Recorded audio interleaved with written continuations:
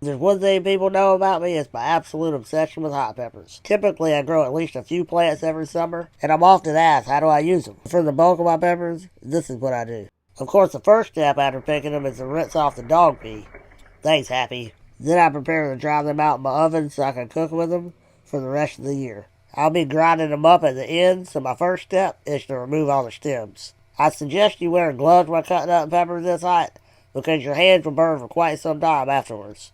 As a little person, finding gloves that fit, that's not exactly a luxury I have. If you're curious what type of peppers these are, I got yellow Jamaican Scotch bonnet, Agile lemon haze, Big Black Mama, because black peppers matter, Coyote White Zans, Bohemian Goat, and Carolina Reapers. So after removing all the stems, I cut each of them a half or either quarters, depending on the size of the pepper. This will just help to speed up the drying process. Of course, some people would choose to de-seed them at this point, but that kind of defeats the purpose. I'm looking for the type of heat that leaves you questioning all of your life choices, and asking yourself, are you really built like that?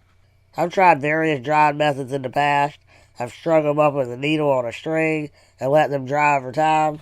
With dried peppers, you need really good ventilation to prevent them from molding. The thicker the pepper, the more challenging this can be, especially down south in this humidity. Not to mention that when you air dry, they collect some dust, so you have to take the time to clean each one of them individually before further processing. So I prefer the oven, a faster, cleaner method that involves less risk of losing peppers due to mold. Even this method will still take some time, so you have to be patient. I put them in the oven on about 140 degrees and just run it until it's completely dry. Sometimes this may take 5 or 6 hours. The slower and the lower the temps, the better the flavor. The reason I use 140 degrees is because they were straight off the plant, and frankly, they were taking too long to dry. Typically, I'd use 130 degrees. I probably wouldn't suggest going much hotter because you may start to cook them and you'll lose some of the natural flavor. So after I was satisfied with how dry the peppers were, I ground them up with my magic bullet, doing my best to hold my breath the whole time, and then I filled up my jar. This method gives me the most use out of my peppers. I sprinkle it on pretty much everything I eat.